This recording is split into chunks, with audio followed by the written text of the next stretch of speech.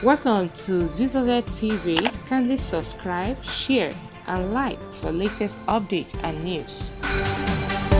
So those who go to politics must understand that you cannot live the truth. When you subscribe, we have the laws of God in the Quran and the Bible.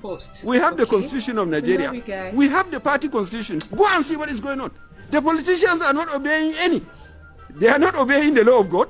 They are not obeying the Constitution of Nigeria. They are not even obeying the laws of their own party.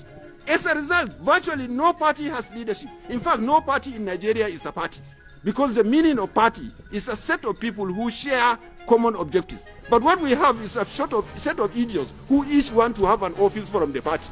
And idiots can never make a successful organization. Every organization to succeed, the members must aim, uphold, and commit themselves to keeping to the truth.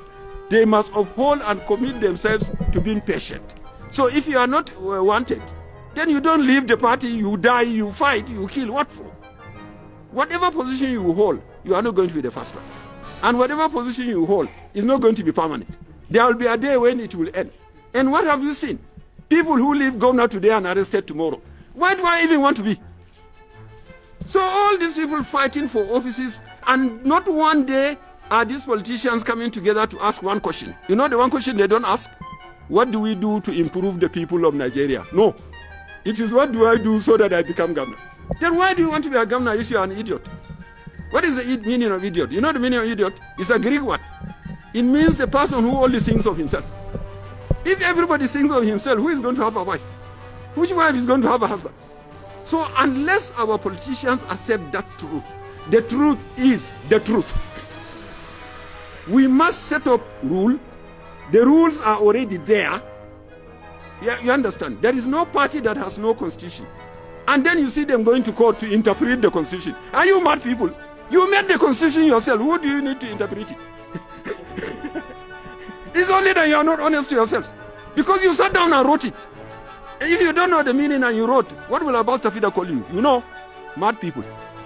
Because only a madman will write a thing and he needs somebody to interpret the very thing he has written. So I will tell the parties, you all have your constitution. The nation has a constitution. And you are supposed to be a set of people with common goals, common objectives. So please show us you have common goals.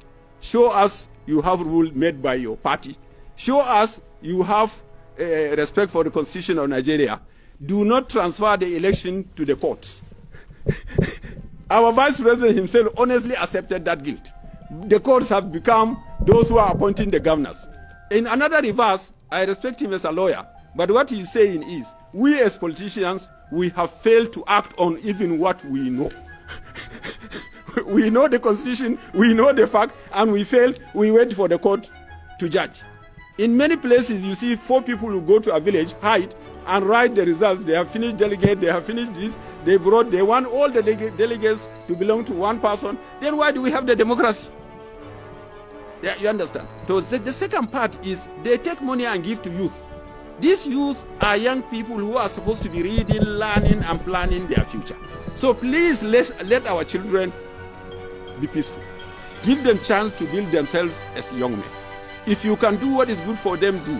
If you cannot, please leave them alone. The final part is to the ordinary people. Somebody come and distribute 10 naira and you jump, you clap for him. And at the end of the day, it's only the bait. You have become the fish in the water. That he's putting the bait and catch the fish and go and put it on fire. So my people here in Jalingo, my advice is, let's keep to the truth. Let everybody vote according to his conscience, and let's hit those who are trying to cheat the system.